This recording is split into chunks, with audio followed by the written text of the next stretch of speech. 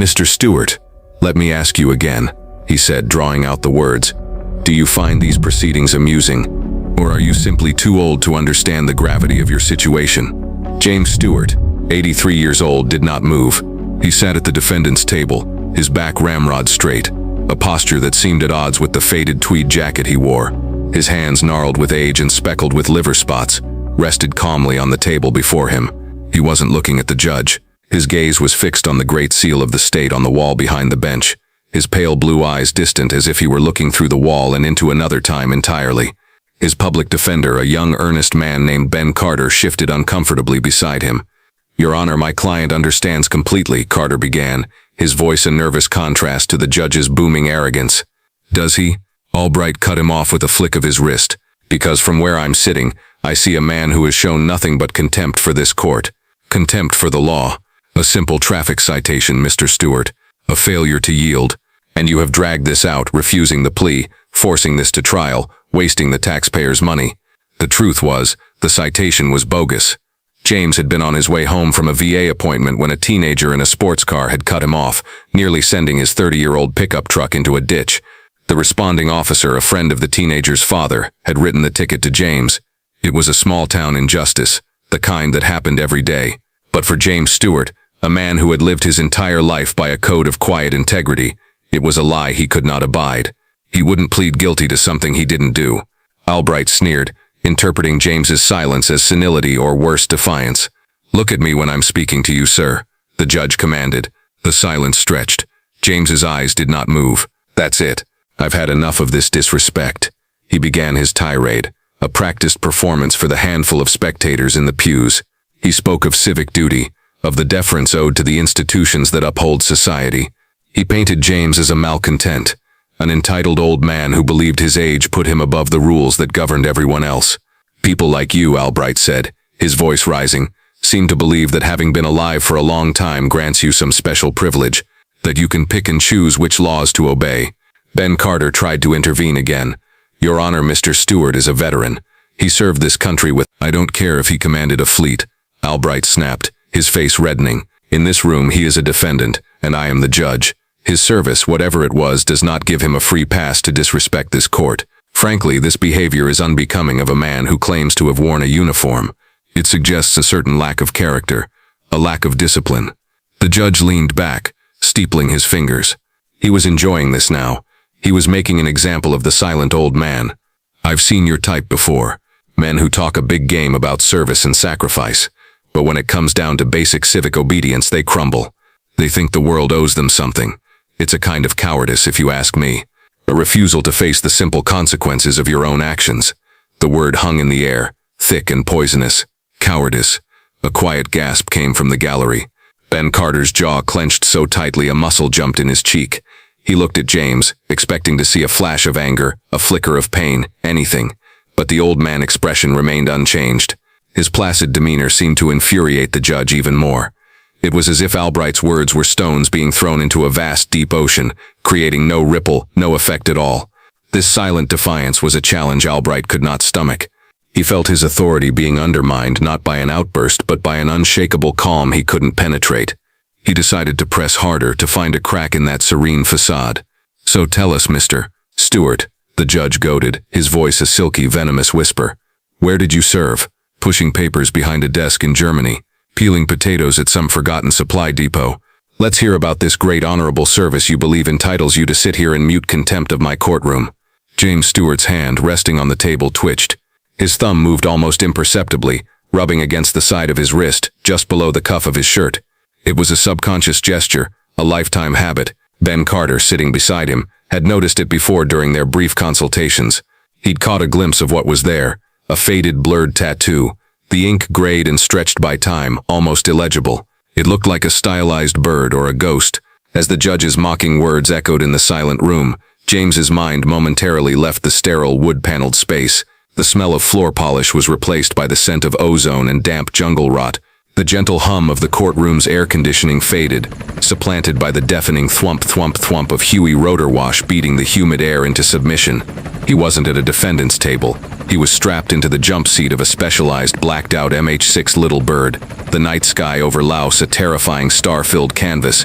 He could feel the familiar weight of the radio handset in his palm, the cold metal pressed against his ear as he listened to the strained breathing of men on the ground, men who were depending on him, on his voice, on his call sign. The tattoo on his wrist, once a sharp, stark black, itched with a phantom memory of the needle, a reminder of a promise made in the dark, a world away from this place. The memory was gone as quickly as it came, a flash of lightning on a distant horizon. James was back in the courtroom. Judge Albright was smiling. A predator's grin. He had mistaken James's momentary disassociation for confusion. "Nothing to say?" The judge chuckled. "I thought not. The stories are always bigger than the man." That was it. That was the line. For Ben Carter, it was a line made of pure, unadulterated injustice.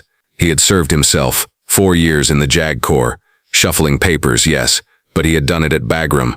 He had seen the quiet men, the ones with the 1,000-yard stares who never ever talked about what they did.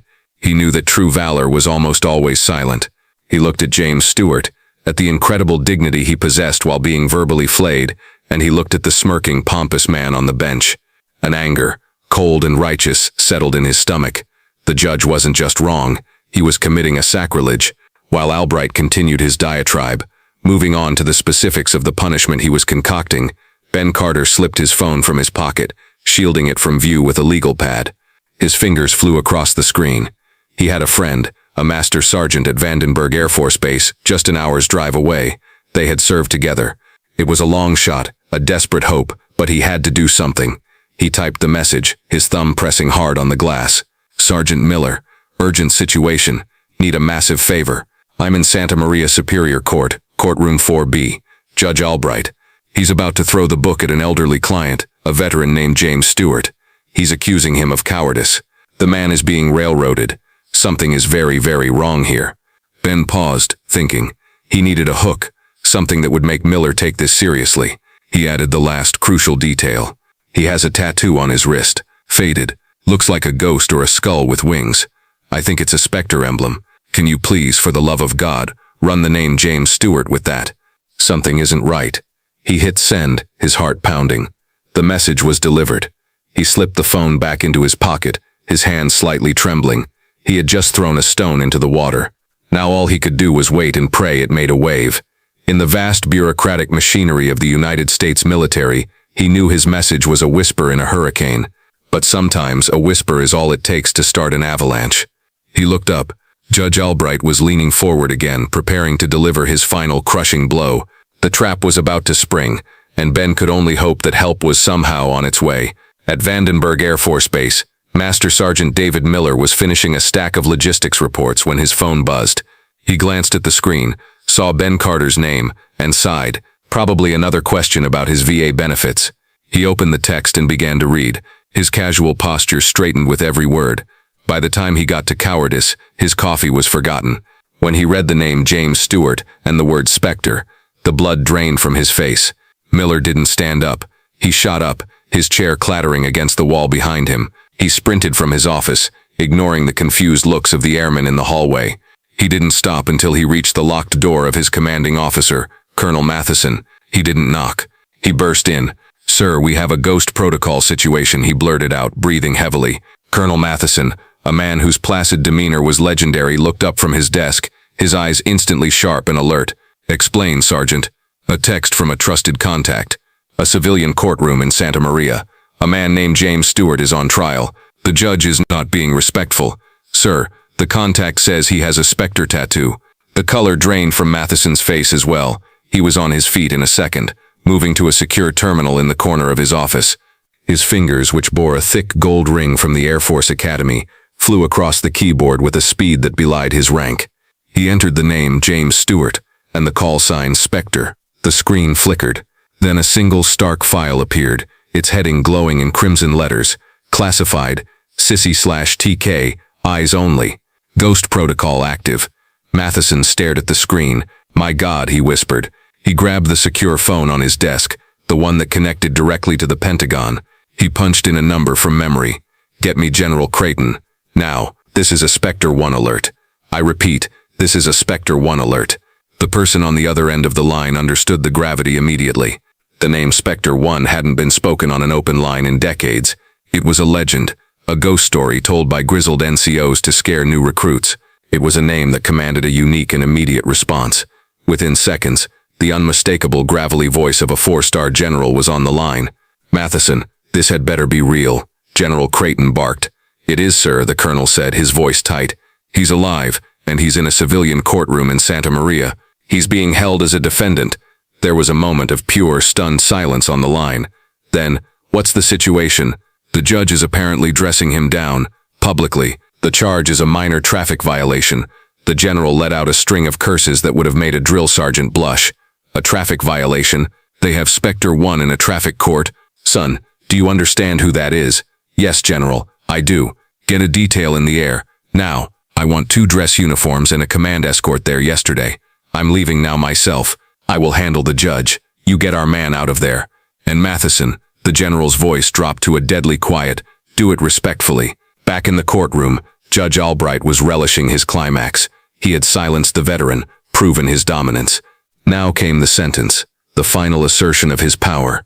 "James Stewart," he announced, his voice ringing with false solemnity. "Given your advanced age, I do not believe a fine or jail time would be a suitable corrective measure. However, your blatant contempt for these proceedings and your clear cognitive dissonance suggest to me that you may be a danger to yourself and others. Therefore, it is the judgment of this court that you be remanded into custody for a 72-hour psychiatric evaluation at the county hospital." Ben Carter shot to his feet. "Your Honor, you can't. That's a gross overreach of—" "Sit down, Mr. Carter, or you'll be joining him for contempt," Albright roared. "Bailiff, take the defendant into custody." A portly bailiff who looked as though he'd rather be anywhere else moved reluctantly toward the defendant's table. He placed a hand gently on James's shoulder. "Come on, old-timer," he said, not unkindly. "Let's go."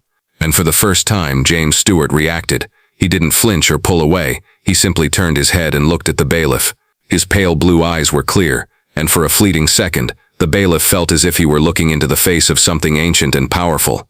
He felt his hand recoil as if from a static shock. It was in that precise moment that the great double doors at the back of the courtroom swung open. They didn't crash or bang. They opened with a quiet, powerful authority, as if pushed by an invisible, inexorable force. 2 Air Force Security Forces airmen, tall and imposing in their immaculate dress blue uniforms, stepped inside. They moved with a fluid, disciplined grace, one taking up a position at the door, the other beginning a slow, deliberate walk down the center aisle. They were followed by a man who made the entire courtroom hold its collective breath. He was in his late 50s, his hair a distinguished salt and pepper, his own dress uniform a constellation of ribbons and medals. On his shoulders were the 4 silver stars of a full general. His face was a mask of cold fury. He ignored Judge Albright completely, his eyes, sharp as a hawk's, scanning the room until they found their target, the old man in the tweed jacket. The general strode down the aisle, the rhythmic click of his polished dress shoes on the marble floor, the only sound in the tomb-silent room. The bailiff froze, his hand hovering near James. The spectators craned their necks, their mouths agape. Judge Albright, for the first time, looked utterly bewildered, his face a mask of confusion and indignation. The general did not stop until he was standing directly in front of James Stewart. He came to a halt, his posture perfect. Then, in an act that sent a shockwave through the room, he snapped to attention and rendered a salute so crisp, so precise, it seemed to vibrate in the air. "Colonel Stewart," the general's voice boomed, filled with a deference and respect that bordered on reverence. "General Creighton, United States Air Force. It is an honor to see you again, sir." James Stewart slowly, deliberately, rose to his feet. He met the general's gaze and gave a slight, almost imperceptible nod.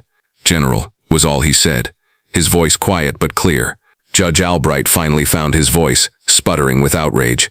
"What is the meaning of this? This is a court of law. I am a judge. You have no authority here, General, or whatever you are." General Creighton turned his head slowly, his eyes fixing on Albright with a look of such concentrated ice that the judge physically recoiled.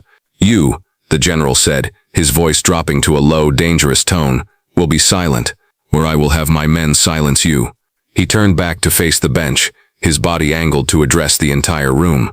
"For the benefit of this court," he began, his voice ringing with authority, "and for you, Judge Albright, let me be clear about who you have been speaking to. You are in the presence of Colonel James Jimmy Stewart, United States Air Force, retired." The man you just publicly called a coward is the recipient of the Air Force Cross, the Silver Star with 3 oak leaf clusters, the Distinguished Flying Cross, a Purple Heart, and for an action that remains classified to this day, he was awarded the Medal of Honor by President Lyndon B. Johnson. A collective gasp swept through the gallery. Ben Carter felt tears spring to his eyes. He stared at his quiet, unassuming client, who now seemed to be radiating an aura of quiet, immense strength. The general wasn't finished.